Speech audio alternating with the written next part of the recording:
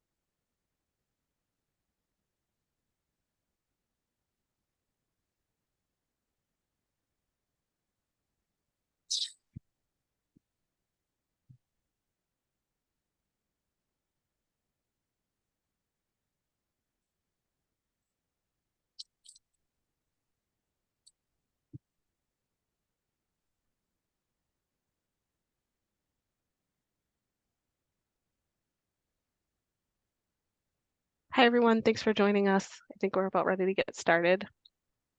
And I'll turn it over to our Executive Director, Jennifer Reed. Good evening, everybody. It's my pleasure to welcome you here tonight. Thanks so much for attending. As Jessica mentioned, I'm the Executive Director of the Northern Middlesex Council of Governments. For those of you who aren't familiar with us, we are the regional planning agency for Greater Lowell. When we began moving forward with this process, we already knew the importance of roadway safety and design for safe streets, safer for everybody, the roads, and all of the components that go with it.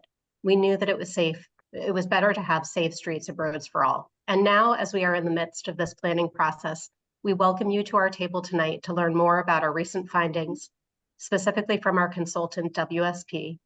And we are grateful for funding from the U.S. Department of Transportation to advance this program and to also be working in partnership with our neighboring regional planning agency, the Merrimack Valley Planning Commission, throughout this process.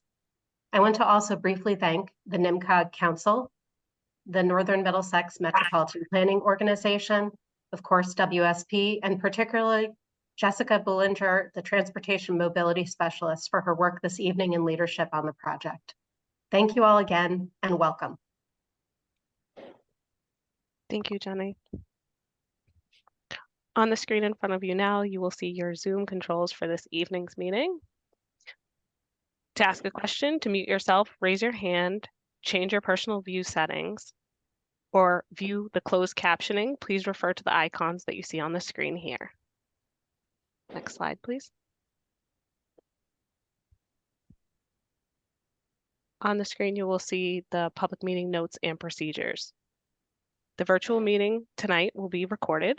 NMCOG may retain and distribute the video, images, audio, and chat transcript from this evening. All parts of this meeting are considered a public record. By continuing attendance with this virtual public meeting, you are consenting to participating in a recorded event. If you are not comfortable being recorded, please turn off your camera and keep your microphone on mute. You may choose to excuse yourself also from the meeting. Important notes. Your microphone and webcam are automatically disabled upon entering the hearing. The meeting will be open to discuss questions and answers in a more formal presentation. Please take your time to respond to the survey at the end of the hearing. Your feedback is very important to us. All questions and comments are welcomed and appreciated. Please refrain from any disrespectful comments, and we appreciate your participation this evening. Next slide. NMCOG and the NMMPO uphold and fully comply with the Title VI of the American Civil Rights Act of 1964, the Civil Rights Restoration Act of 1987, and related federal and state statutes and regulations. The Title VI prohibits discrimination on federally assisted programs and requires that no person in the United States of America shall, on any grounds of race, color, national origin, be excluded from participation in, be denied the benefits of, or otherwise be subjected to discrimination under any program or activity receiving federal assistance. For any questions related to the civil rights and Title VI compliance, please visit our NMCOG website. Next slide, please. We've got a packed agenda for this evening. We'll start off with introductions of our project team. We will go over the definitions related to the Safe Streets and Roads for All program. We will discuss what we've learned so far from community members and also from our data analysis. We'll also set aside a little bit of time to talk about our findings and learn about what your suggestions might be on the process. And then we'll finish up with the discussion. Next slide.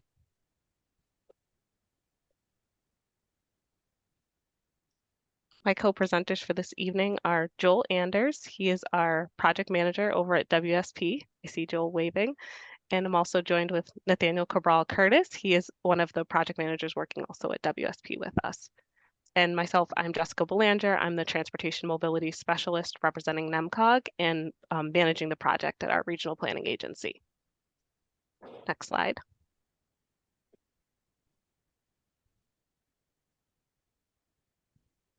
Here are some of the ways that we work to promote our Greater Lowell Vision Zero survey, as well as this event that you're here joining us for this evening. We ran some ads in the Lowell Sun periodical. We also conducted some social media ads. We've made some posts on nextdoor.com. We've worked with our 9 member communities to ensure postings on their websites and other communications through the municipal websites, etc. We also conducted some flyer outreach through Market Basket and postings on Reddit. On your screen, you will have received a poll. And on the poll, we're asking for folks to just indicate how they heard about the meeting tonight. I think Nate just launched the poll, and when you respond, correct. Some people are responding to it already. Great.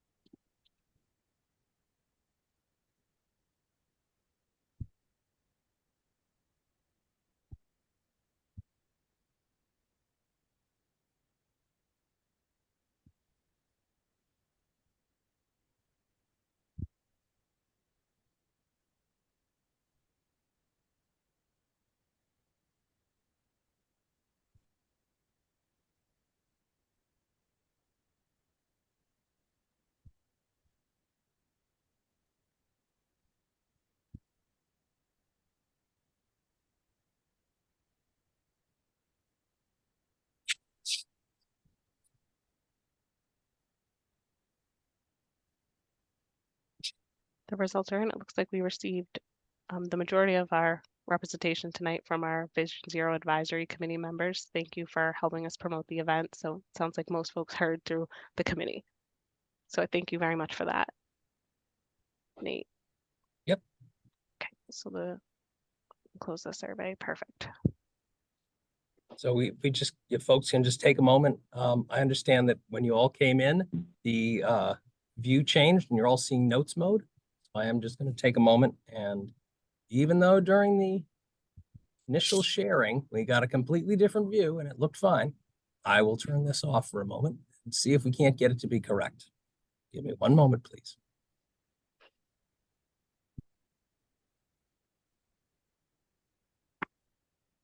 Is that better? Perfect.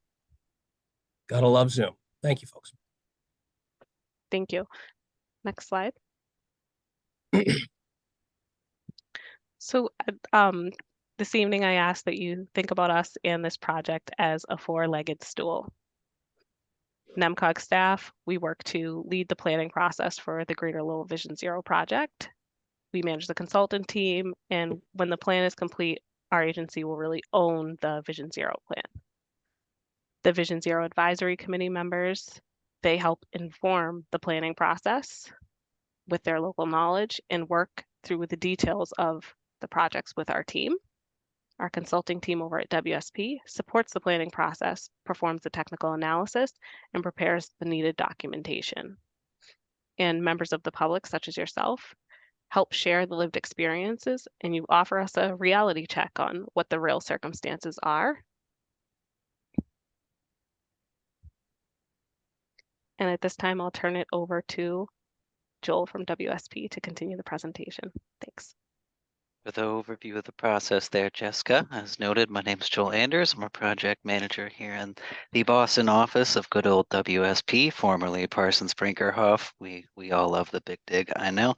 I am here to discuss the federal SS4A program, as you see on that previous slide, as well as Vision Zero, the safe systems approach, and the nitty-gritty technical side of the crash modeling and network development.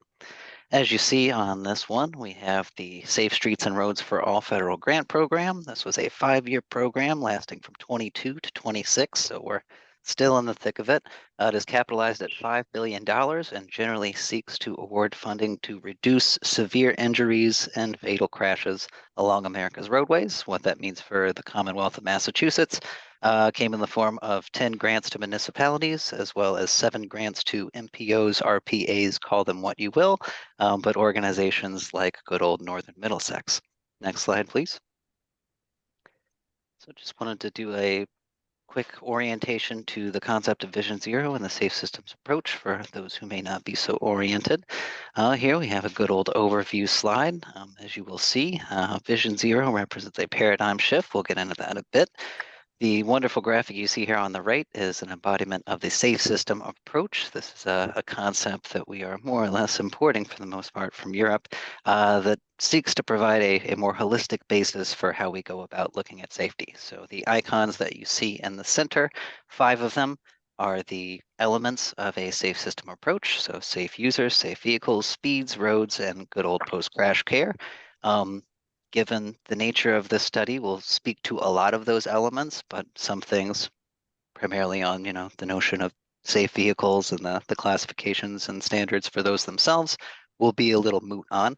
But, the things that we more or less have jurisdiction over at a regional or local level, we will attempt to take down. So those are the elements in the center. The principles are outlined on the edge of the circle. Deaths and serious injuries are unacceptable. Humans indeed make mistakes. Humans are vulnerable, particularly when they're outside a vehicle. Responsibility for these safety outcomes should be shared. Safety can indeed be proactive if we think about it in a slightly different way. And importantly, we got to build in the redundancy so that if one layer of safety fails, there's another one. And beyond that, simply another one, and so on and so forth. Next slide, please, Jess. So this one comes courtesy, I believe, of Jessica herself, but it was a nice summary graphic comparing the traditional approach to traffic safety with the Vision Zero approach. Let's back up for a second and talk about Vision Zero as a phrase. What is it? The zero is a key concept here. The zero is the notion that no one should die along our roadways, and as much as that is a great notion, no one should be seriously injured on our roadways either. So that is the zero. In terms of the shift and the paradigm approach, what we'll focus on is mostly the stuff on the right.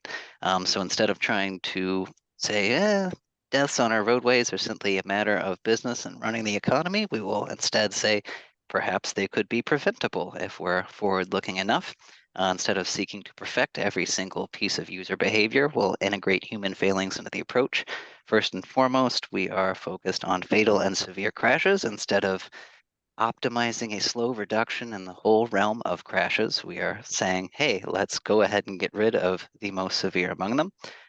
We emphasize a systems approach instead of just individual user responsibility.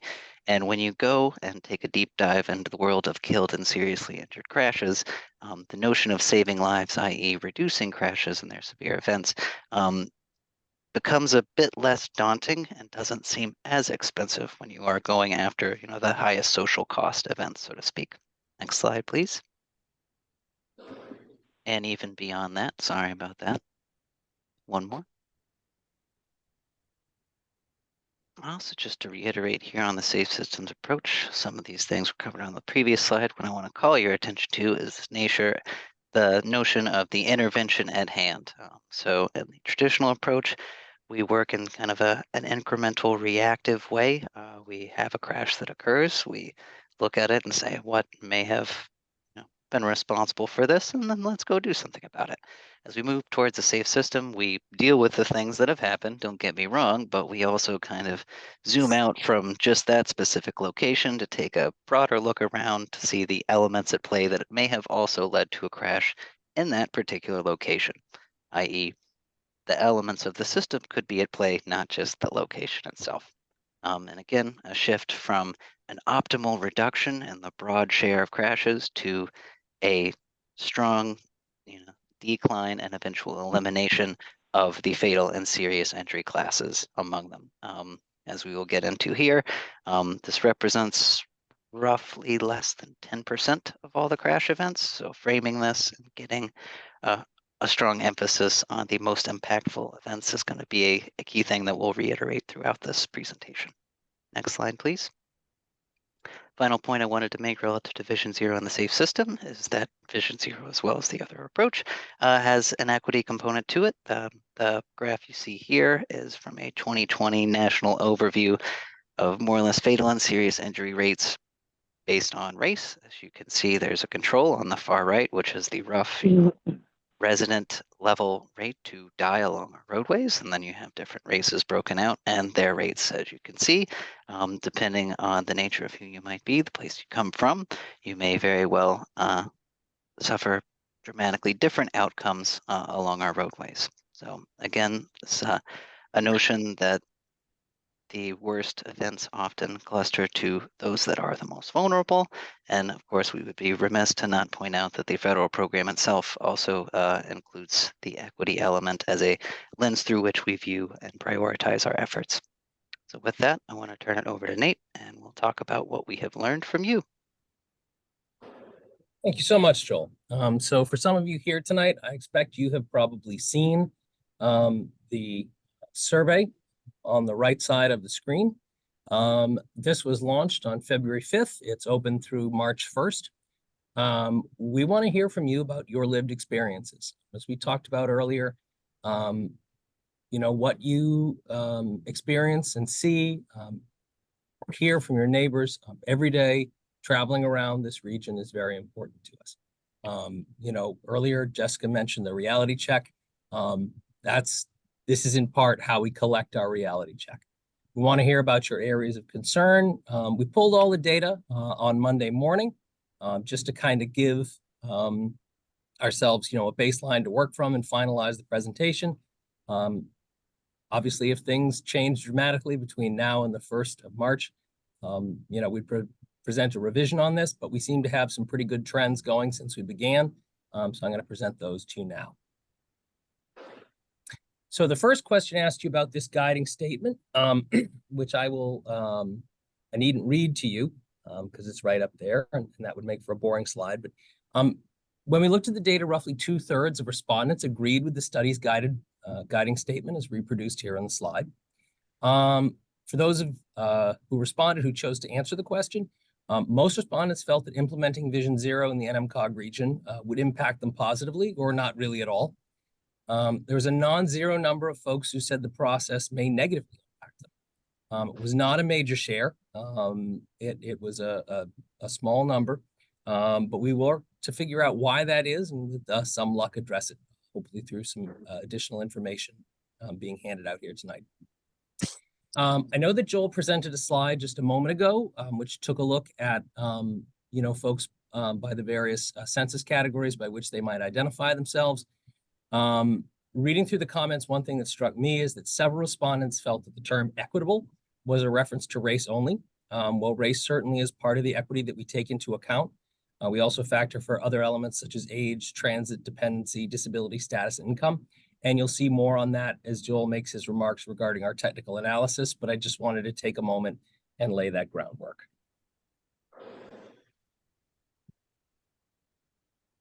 One too many. There we go. There we are. In asking about our respondents' lived issues, we asked the question in a way which had the unintended consequences of sorting folks' responses by mode.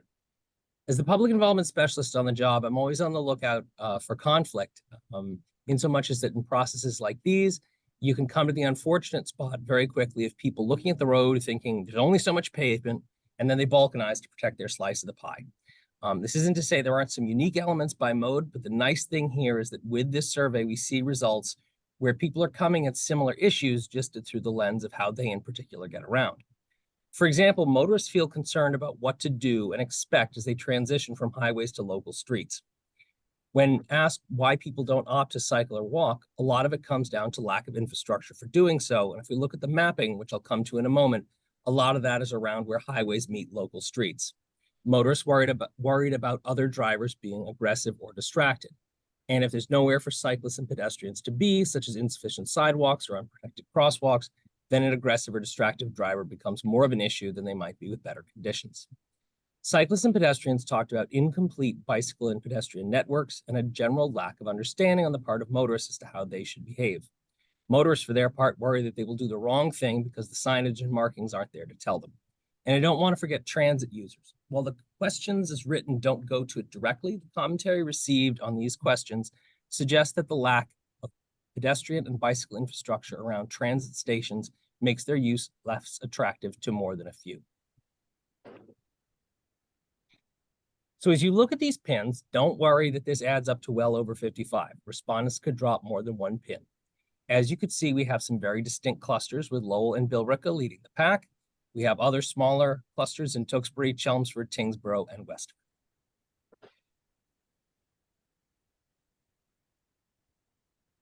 Here's two zoom-in views of our map focused on that cluster in downtown Lowell. You can see multiple pins for unsafe intersection, unsafe roadway, unsafe driving conditions, and needed improvements.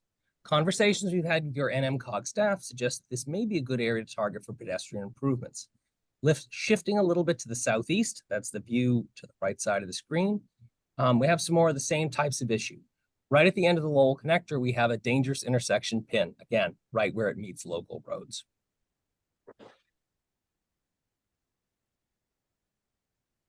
As noted previously, we had some comment clusters in Billerica, specifically North Billerica and Westford. Here are some zoomed in views showing off the spots where people noted dangerous roadways, bad intersections, and spots in need of improvement. I grew up within the Boston city limits, and even down here, Treble Cove Road used to come up for us as a spot to avoid almost every other morning or afternoon on drive time radio for one accident or another tying up traffic. So there's probably some room for improvement there. On the Westford side of the screen, again, that's to the right, you can see some spots that folks flagged as dangerous roadways. Interesting to note, one on either side of the I-495 interchange, suggesting the transition between highway and local road is an issue. You're going to see a lot of data tonight, but as you do, keep these responses in mind. I was struck by the alignment between what Joel and his team saw in the accident data and these samples of folks' lived experience in the project area. So we asked respondents their home zip codes. To make everybody's life easier during this meeting, we converted that to town names on this slide. Based on where we got our comment clusters, these concentrations aren't a surprise. FYI, that Concord is Concord, Massachusetts, not New Hampshire. The survey remains open until March 1st, so if you know someone in one of the communities not even cracking the 5% mark, please ask them to participate. As you can see, the majority of folks who answered with regard to their background identify as white. Just like the communities where we don't have too many responses, if you know someone in any of the categories where we don't see a response here, please encourage them to participate. We want a good diversity of perspectives on this effort. With that, I will hand it back to Joel to talk about all he's learned from the technical piece. Well, thank you, Mr. Cabral Curtis. Yes, so on the technical side, just want to orient to why we did what we did.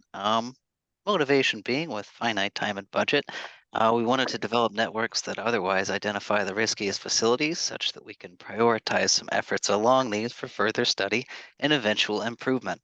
As noted before, wanted to take some time to discuss this good old K and SI thing that you will see a few times as we go forward. K refers to fatal and killed events, they are the same thing. SI is serious injury. As we will see further on in the slides, we did look at some other things in our model, but in terms of the overall weight and the emphasis we are pushing forward, the worst of the worst, the K and the SI is what we were after. Next slide, please.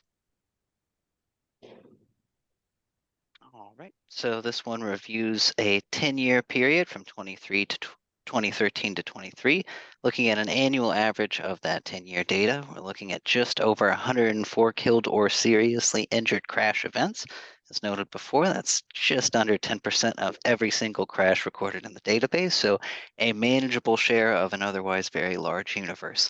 If we kind of do everything with the fancy denominator and try to annualize it, we're looking at roughly 3.5 days between someone's life being meaningfully impacted over the course of a 10-year interval. So pretty substantial, not the insane level of alarm that you may see in a major city like New York or Boston, but nevertheless a tangible number that you can really chew on.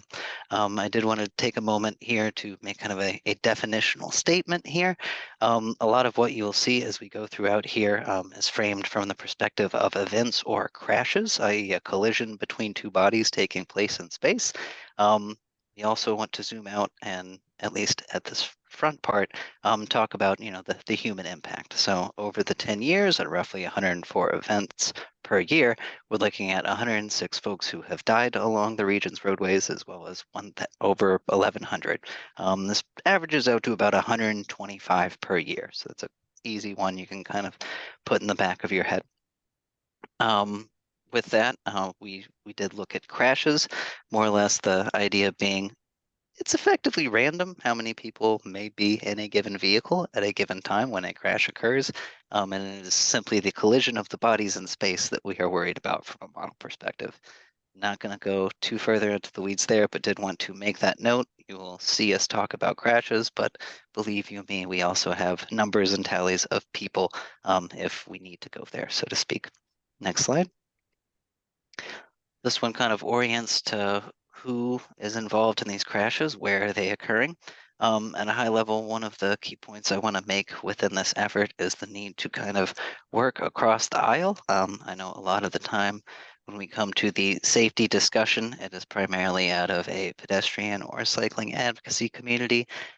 Nothing wrong with that, but in order to kind of generate broader buy-in and acceptance and otherwise push it forward, we need to expand the table, so to speak. So do want to consistently emphasize the perspective of motorists, not simply the pedestrians and cyclists, while also recognizing that those events occur at a disparate rate relative to at least commuting. So with that, who may be involved? Roughly 2/3 of these serious crashes, we'll call them, involve either a vehicle hitting another vehicle or a fixed object on the roadside. All in all, while that's only 2/3 of the causes of the events, drivers and their occupants make up roughly 80% of all killed and seriously injured crash victims. 15% of these KSI crashes involved someone who was walking or biking. At an overall injury representation level, it's a little bit less on the pedestrian side. That's about 6% of all the people involved. On the cyclist side, about 3%. While those are lower numbers than the motorists, again, these rates are relatively high when we also look at the commuting rates across these different modes. Obviously, there aren't too many folks who walk or bike at the moment to work, while the lion's share drives. So those who are walking and biking are impacted at a more significant rate in as much as they are, but zooming back out, the lion's share of what we are involved with in terms of the carnage is in fact occurring within vehicles for both drivers and occupants. In terms of where these killed and seriously injured crashes are occurring, roughly about 60% take place along corridors. Within those magical segments, about 2/3 take place on two-way undivided roadways. You can think of these as just roads with a small center line, no sort of median or guardrail or anything like that. For the 40% of KSI crashes that occur at the intersections, roughly 41% occurred at a location without any sort of formal control, be that a stop sign, a light, or any indication that there is indeed a junction coming up. Within those intersections, roughly 28% occurred at a signal and 24% occurred at a stop sign, and that's as deep as we'll get there. On to the next slide, please. In terms of trends that perhaps might lead to these KSI events, some of these are relatively predictable. In terms of drug or alcohol impairment, the data we looked at noted this was roughly twice as likely to be a contributing factor for killed and serious injury crashes versus a contributing factor for all crashes. This makes some intuitive sense, but nevertheless a thing to think about when we look towards kind of the non-engineering side of the house going forward. In terms of occupant restraint and protection, unfortunately, the rates for both seatbelt and helmet use in particular were relatively lower than we would want. That's probably a matter of us choosing the killed and serious injured events to look at.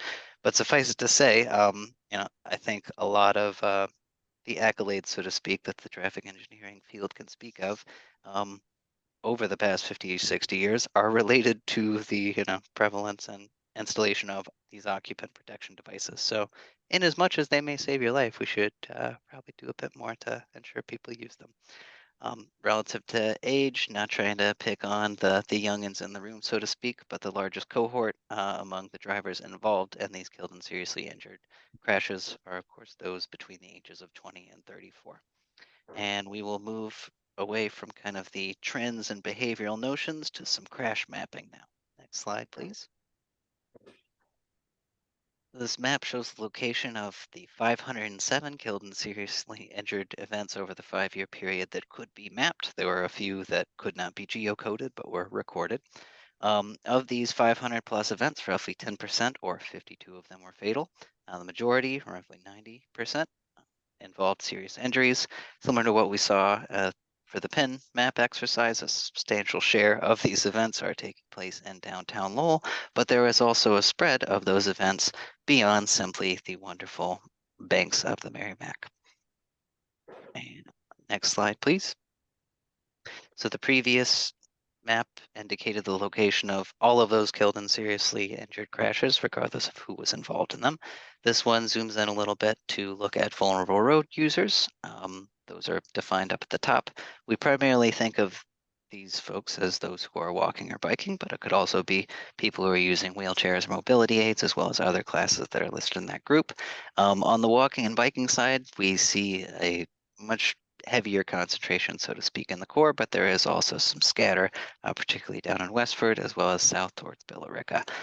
So coverage likely a function of where the activities actually are to speak of, so to speak, on the walking and biking side. But did want to note that this is an analytical lens that we did look at. I would be remiss to note the recent passage of the minimum 4-foot passing law for vulnerable road users. Go Commonwealth of Massachusetts. Next slide, please.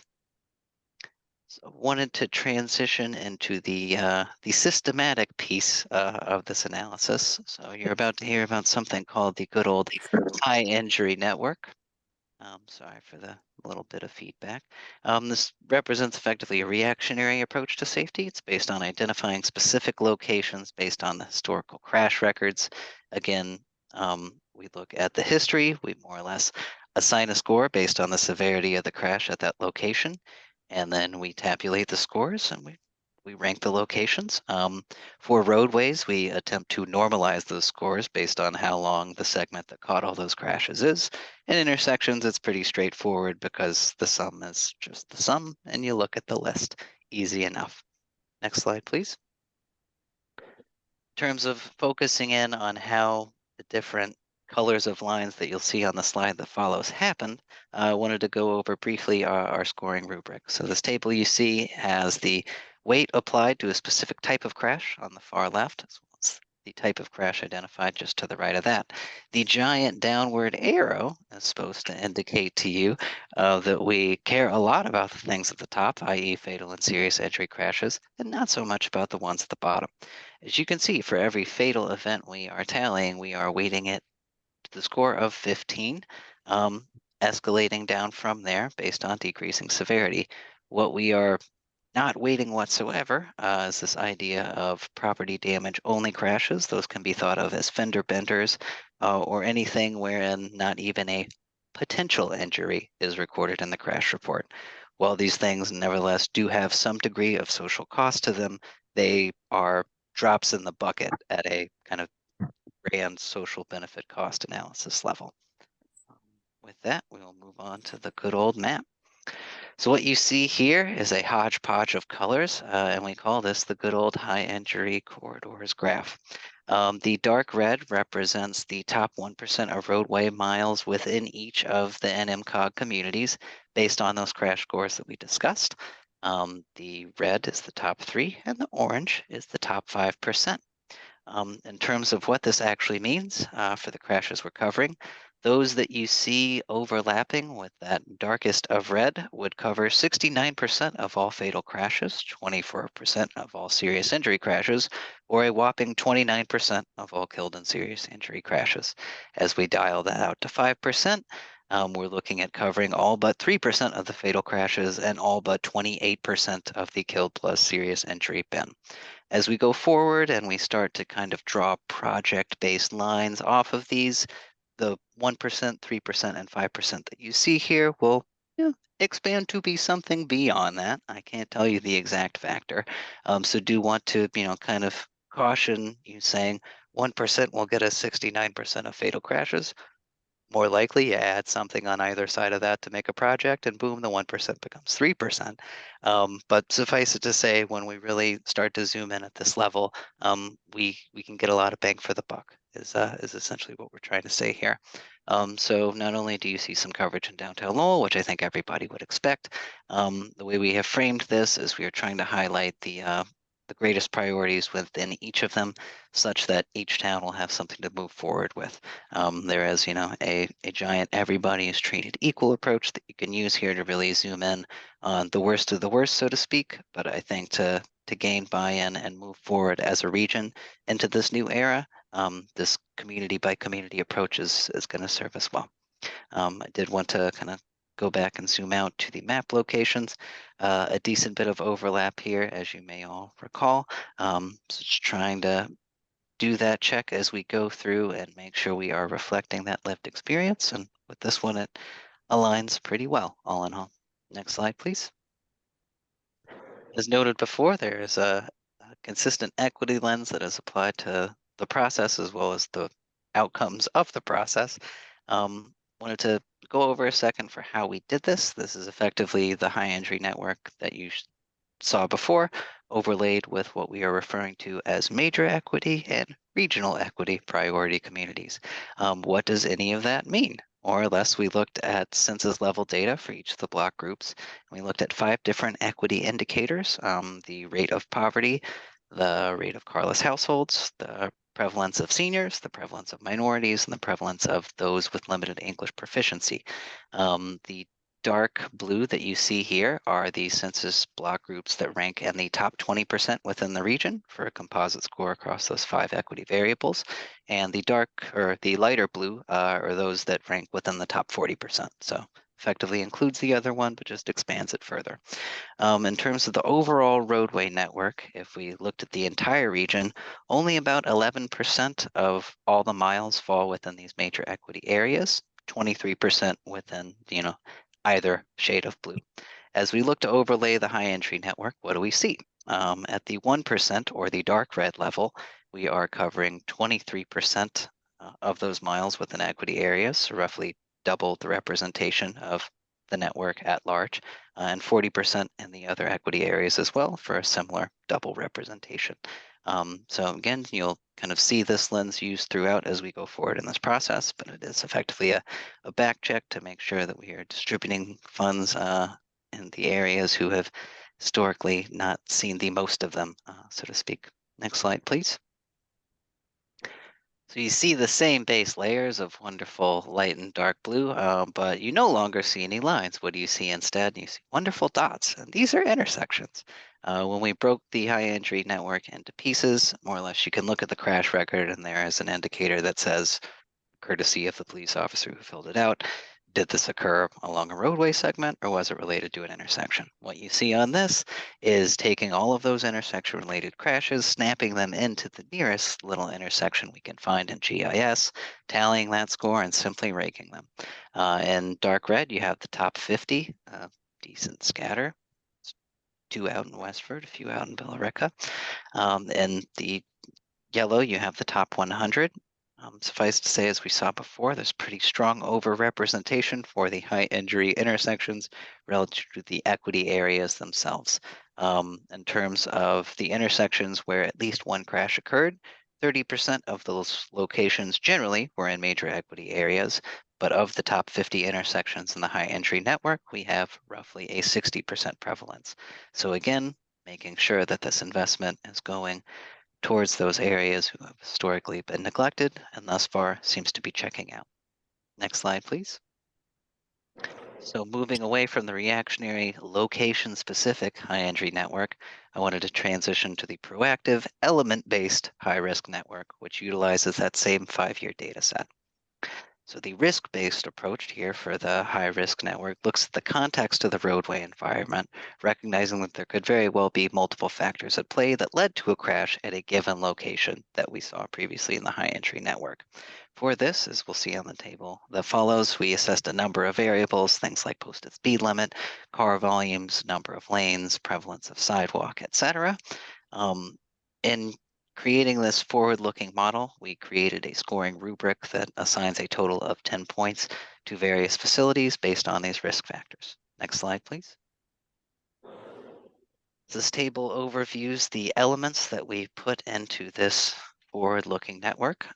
The heaviest weight based on the risk factors we saw within the killed and seriously injured analysis was average daily traffic, with the idea being the more cars, the greater potential for exposure for those in cars or those outside. This was also one of the variables where there was significant gradation between each little class of it. So, what you would see for a roadway that had something in the 5,000 to 10,000 vehicles per day was worse or riskier than a low volume road, but as you moved beyond that and to the next bin, you saw an even higher risk factor. So that's why it has the greatest gradation, because it was seen to have kind of the greatest variance. Independent of the volume, we have good old number of lanes, being wider the road, wider the risk. Speed limit and equity area, we each assigned 2 potential points to those. And then the last model we took in was good old pedestrian exposure. We used regional level sidewalk data and said, on either side of the roadway, is there at least 4 feet of walking area available based on this data set? If so, we modeled that, and we actually found facilities with a sidewalk had a higher prevalence of KSI crashes, potentially a correlated variable, but nevertheless indicative of where we want to go. With that, I did want to zoom back out here and talk about Envision 2050. Some of you may have been involved in that process. I know Jenny and Jessica probably haven't forgotten about it since it was formally endorsed in October 2023, with as more or less, the plan that is going to guide your region forward for the next 4 years. The first goal, and by first I don't necessarily mean preeminent goal, but the first goal listed within the plan is to improve the safety of the system for all users. There's more or less a pretty timely alignment between this Vision Zero based effort and the recent, adoption of that long-range guidance.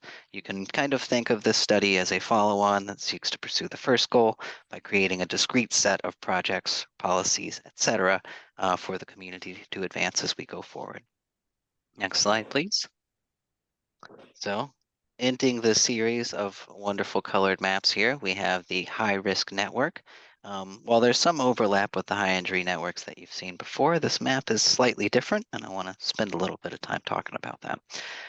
While the other high-injury ones tended to focus on the downtown Lowell network and the immediate roadway segments that radiated out beyond its boundaries, this one more or less fills in the gaps between a lot of the disconnected pieces of the high entry network. So while you still see some coverage in downtown Lowell, don't get me wrong, you also have a lot of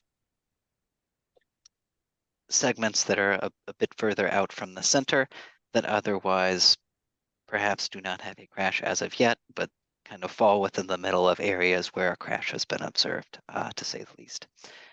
So recognizing that the high risk network is supposed to be forward looking and isn't necessarily going to address all the crashes that have happened because it's looking at different things, I did want to at least zoom out and kind of think about what we're covering when we look at this. So what you're seeing in dark red is anything that had a total score of 8 or 9. Surprisingly enough, we did not have a single facility that was the devil, so to speak, at a grand total of 10. But nevertheless, the worst of the worst, so to speak, accounted for a relatively small share of the mileage, 1.1%, and covered all of 8% of the KSIs. As we layer these on, we effectively create a network that expands broader and broader up to a manageable size that we could actually put forward an investment program on top of. And with that, I will transition back to Jessica. Wonderful. Thanks, Joel, for that snapshot of our region. On the screen here, you will see our project schedule going forward. Tonight, we are having our Public Forum 1, where we looked at the crash analysis and also our high injury crash network. In May, we will be presenting a draft plan before our MPO. There will be a 21-day public comment period, and then in June of 2024, we will be hoping to have the plan endorsed by the MPO. Or in June, in June, we will have our Public Forum number 2, and in July, we'll be hoping for endorsement from the MPO. Throughout this plan, there'll be a lot of touch points and a public comment period where we will be collecting feedback directly from members of the public. So thank you very much for your participation tonight, and we'll turn it over for Nate for the discussion and any questions from the audience. So yeah, so just a couple of quick thoughts. You've all had to absorb a lot of data.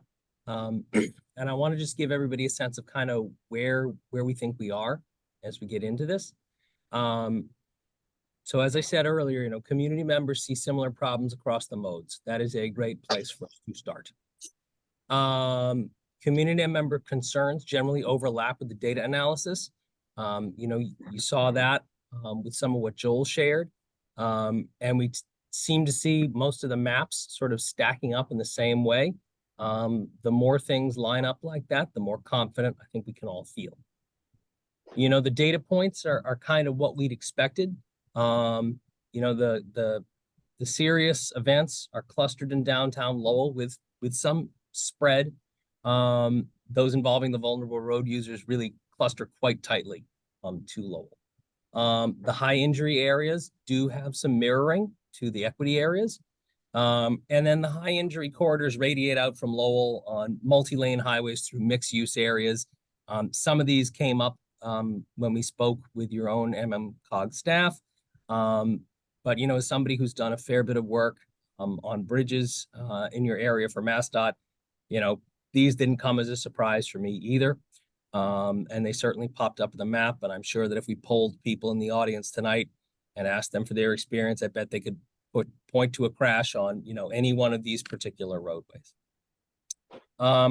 Obviously, we can discuss whatever you would like this evening. Just because you have sat through a lot, we thought we would pop up these discussion prompts just so that people can see them. At this point, I will turn to my NMCOG colleagues and ask them if there are any elected officials, state or city, in the room this evening who would like the courtesy to go first. At this point, Jessica, I'm happy to switch over to controlling turning people on and off with raised hands to allow you to take the first batch of questions. Excellent, thank you. I do not think we have any elected officials on the call this evening. So at this time, I will read a question because it's here already, and then I'll ask for raised hands.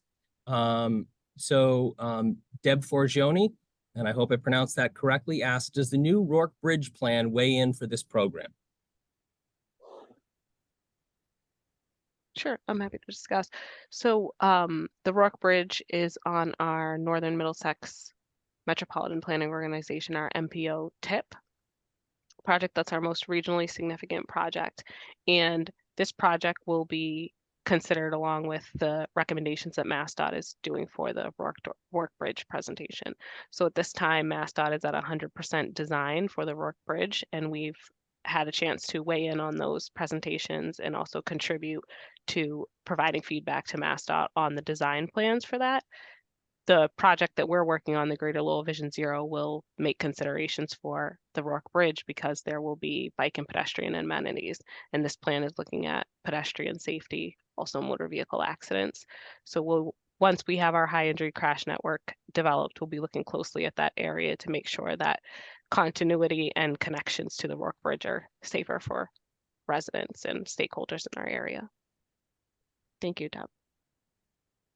Okay, wonderful. So if folks would like to raise their hands at this time, just so that everybody can hear what folks have to say, that's wonderful.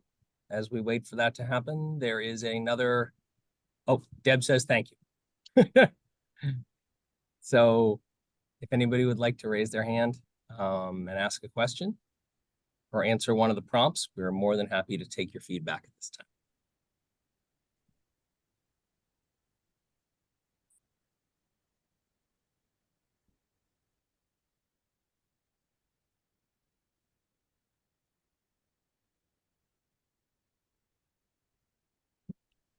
If I might, I just want to recognize Pat Wojcik, who is both a member of the NMCOG Council and also the MPO rep.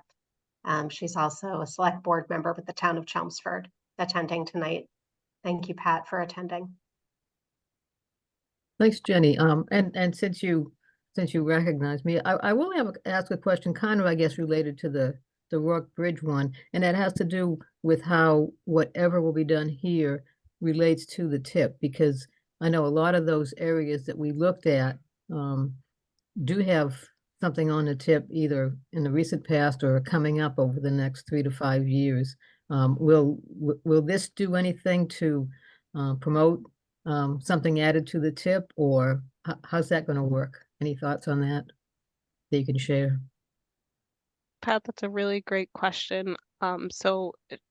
Partially the overarching plan related to the Greater Lowell Vision Zero plan is we're developing a regional safety action plan. And the purpose behind this was to identify our regional high-risk networks. But in addition to that, it's to open up the opportunity for funding, additional funding through the federal government for our 9 communities.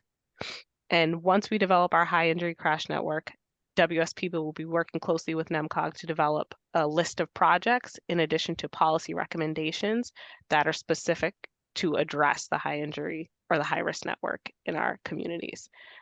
That being said, those projects that are identified will also be reviewed closely with considerations of projects that are already programmed on our Northern Middlesex tip, other initiatives that we've become aware of, and similarly, the City of Lowell received a supplemental grant directly from the federal government to also complete a supplemental plan as part of the SS4A program.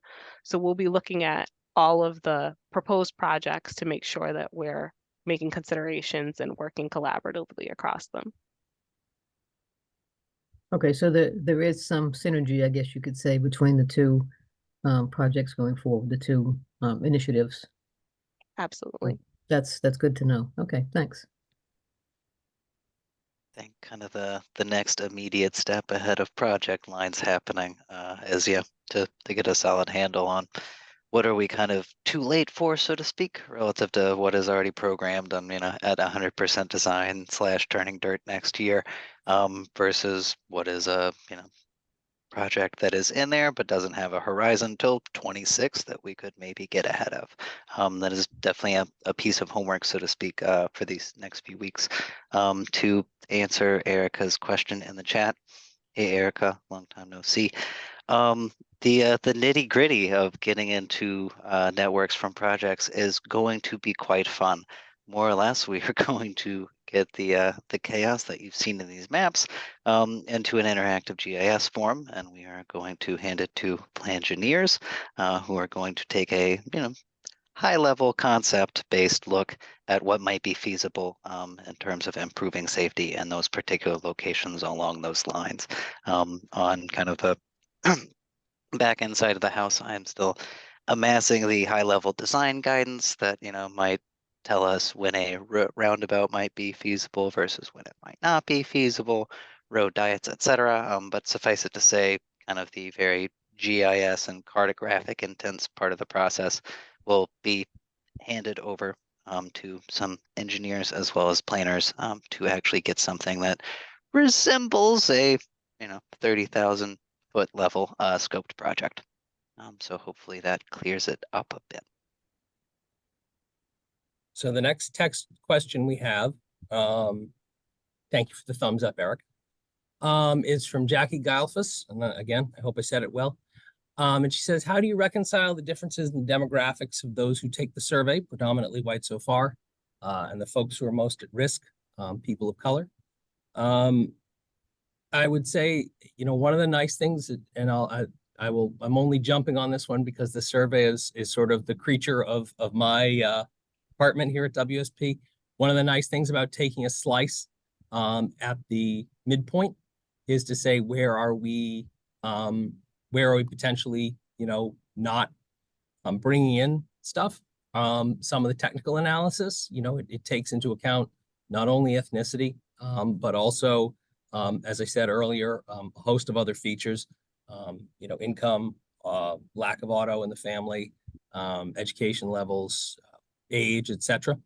And so I think, to some extent, we've been, our NMCOG colleagues have been working very hard to promote this.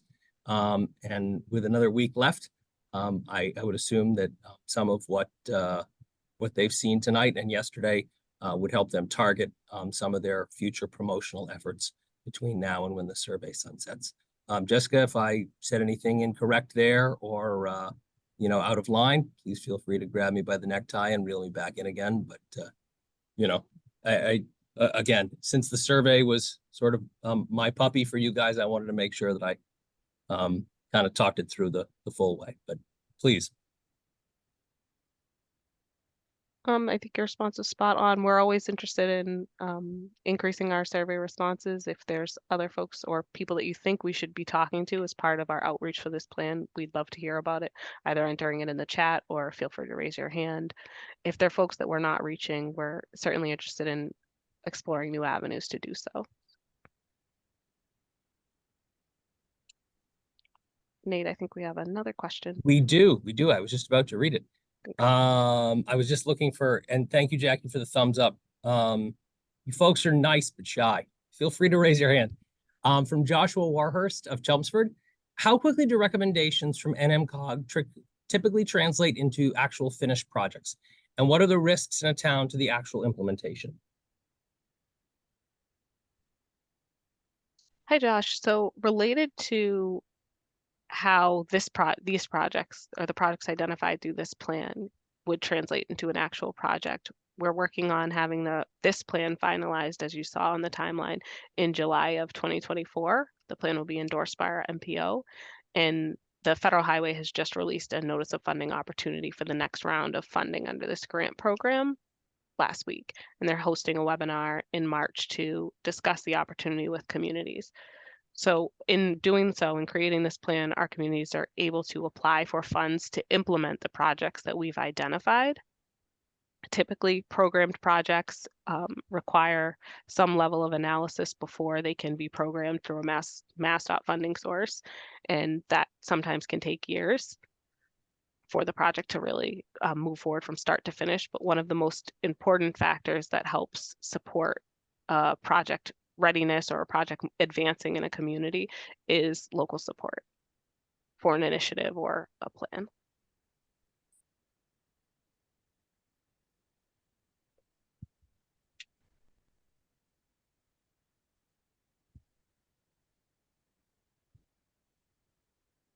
I think we have a follow-up. It says, have you considered using the data about the high-risk network to focus the survey responses, i.e. going out to those neighborhoods and asking? We have. We've talked about that internally. Our survey opened on February 1st in time for this event, so we'd have some preliminary data to share. But over the next week, we'll be thinking about ways that we can reach out to those targeted areas, our communities that are most impacted by the high injury networks and crash clusters in and around the Lowell area in Greater Lowell.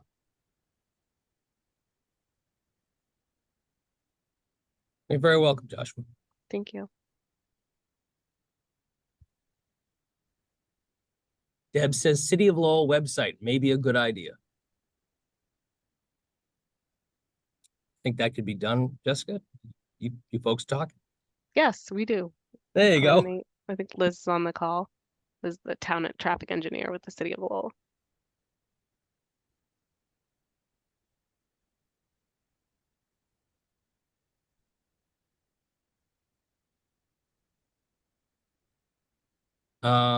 So again, from Jackie, besides taking the survey, how else can we support your efforts? We will be presenting our draft plan before the MPO. Any member of the public is welcome to attend the MPO meetings.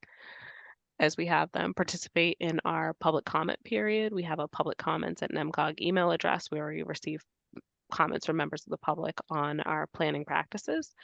So that's always an avenue. Another option would be to come and participate in our public forum in June. We're going to have an outdoor public forum.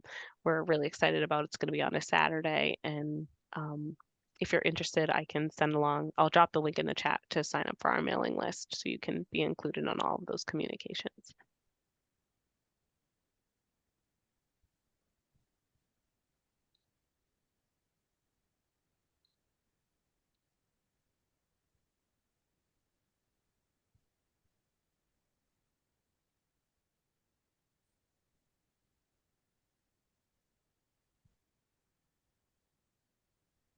So Kyle Parker asks, could you share the details of the KSI crash data with us? I think I noticed at least one fatal crash missing from the map. I think depending on when the crash may have happened, that could theoretically account for it. But, you know, Joel, like with the survey, I think perhaps you should cover that. Sure. I will ultimately kind of have to defer to Jessica and Jenny on that, but would probably be a thing, at least on my end, that would seem feasible.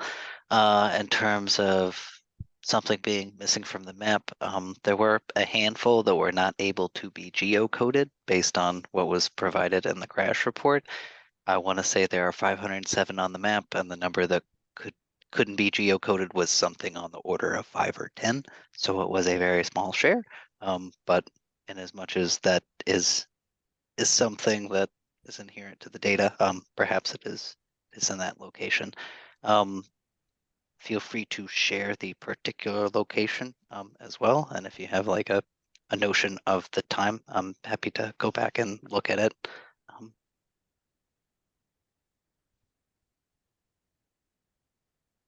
Thanks, Joel. So Thanks, Kyle. Erica has got her hand up, so I will motor over to there. And you are good to go. Hi, I figured I'd bite. I'll raise my hand. I'll talk. Thank you. I always have something to say. So one of the things that this isn't really a question, more of a comment, and I don't really know. Maybe I'm just trying to sort of start this discussion with this group. I find it really difficult to talk about this stuff in my community. We're talking a lot right now about MBTA communities, and I mean, maybe my question is, how are there ways that the report can spark dialogue that changes the dynamic of the car culture in our communities? And I'm sort of flabbergasted at the conversations I'm having with people who are like, what? Nobody walks? And I'm kind of like, no, that's not true. And you know, just trying to raise this dialogue where cars and pedestrians and bicyclists are on equal footing, and it's not, oh, well, as long as the cars are getting through, it's fine, the rest don't matter. So I don't know, I don't really have a question in there. I just kind of wanted to say that I think it's really important that we start changing how we talk about this, but I don't know how to do it. And this feels like people aren't, I don't know if they're going to grab onto this or not, because they're going to kind of say, well, who cares? You know what, we're fine. I'm fine. I'm in my car. I don't care. I'm not in any danger. So again, just sort of a statement. I don't have a comment in there, but if you have any thoughts on that, changing the dialogue, that would be helpful.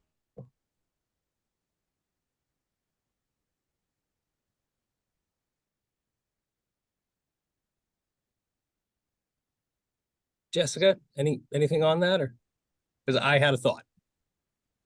I have a thought, but why don't you start us You off? first. No, you're the boss. Oh, I was going to defer to WSP because I'd like to hear how you've handled in other communities. Yeah, I mean, I would say that that's in part why we spent a fair bit of time talking about drivers tonight. You know, we have participation. We have a number of these going on. We have one in Southern Maine right now. And one of the things that they reminded us is that, you know, one of the groups that FHWA was trying to, you know, improve safety for is commercial drivers, who we've all relied on heavily in the past couple of years. And as a result have taken a disproportionate ding in terms of, you know, roadway fatalities. And I think what you see, and, you know, Joel spoke eloquently to the fact that when it comes to, you know, who's getting banged up on the roadways, it is drivers. Yes, bicyclists and pedestrians are getting hit. There are no fender benders on a bike. But when you look at what the lion's share of those crashes are, it's the cars. And so I think where I would come at this, again, as somebody who's had to manage this sort of, there's only so much pavement and we have to fight over the remaining share of the pie, and anything for a bike is going to slow me down in my car. I think it's helpful to have the statistic that says, well, you know, if you look at it, it's not as though we're doing something for somebody who isn't there. When we do this, everybody is better off. You know, and I don't want to extend the metaphor too far, but, you know, we talk about, I'm sure you've seen the little cartoon where there's a group of students and most of them are waiting for the stairs to be shoveled by the school janitor.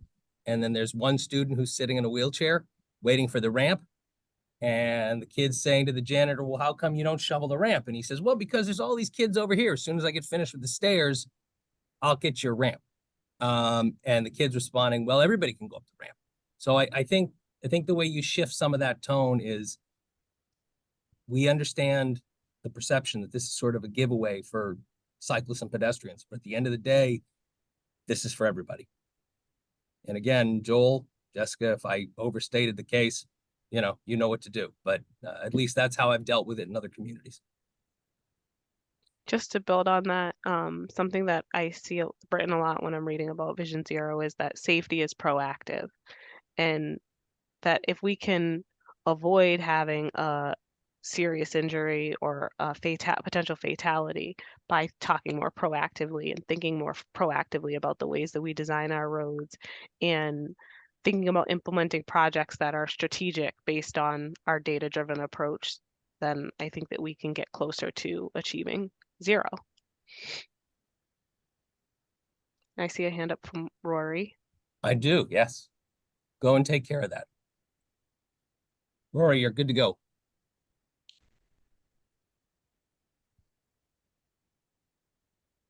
I think Sorry, oh, I was muted. You're good. Apologies, I was muted. So Rory Amani with UMass Lowell. I just looked at the notice of funding opportunity for the Safe Streets for All for this round. And it looks like the implementation grants have a due date of mid-May. So would we, the community participants, still be able to submit based on the recommendations that are coming in the Safe Streets for All plan, or do we have to wait for the plan to be published fully before we could submit for implementation grants? That is a great question, Rory.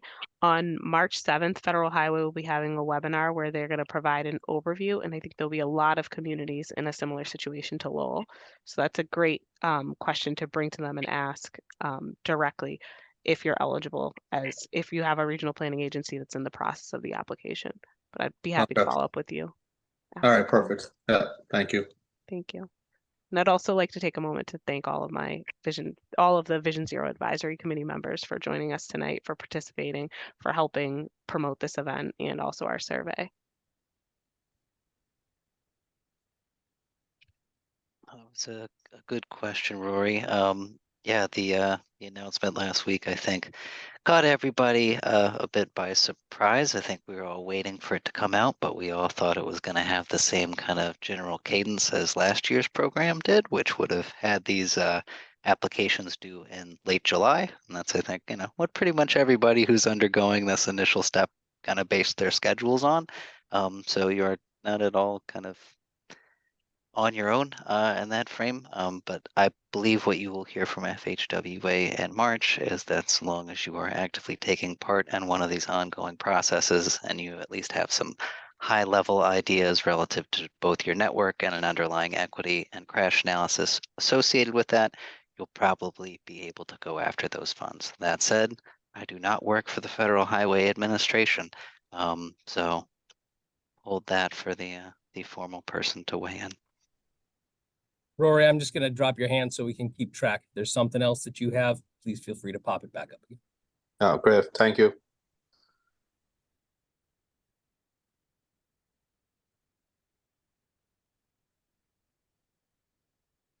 Okay, there are no additional raised hands at this time or chat questions open. Jessica, would you like to give us some closing remarks? And while we wait to see if anybody else comes up with something that they want to tell us this evening?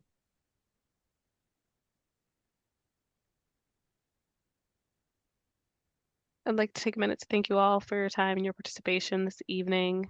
For those of you that have completed our survey, thank you. And if you have a moment, we'd still love to hear from you if we haven't heard from you, or family members or friends. I will drop the link in the chat one more time. My name is Jessica Belanger. I am the Transportation Mobility Specialist at NMCOG, and I'm the project manager for the Greater Lowell Vision Zero plan. If you have any questions about the plan, or if we may be of assistance with promoting any of your events or anything related to the Greater Lowell Vision Zero initiative, please reach out. Thank you and have a great evening.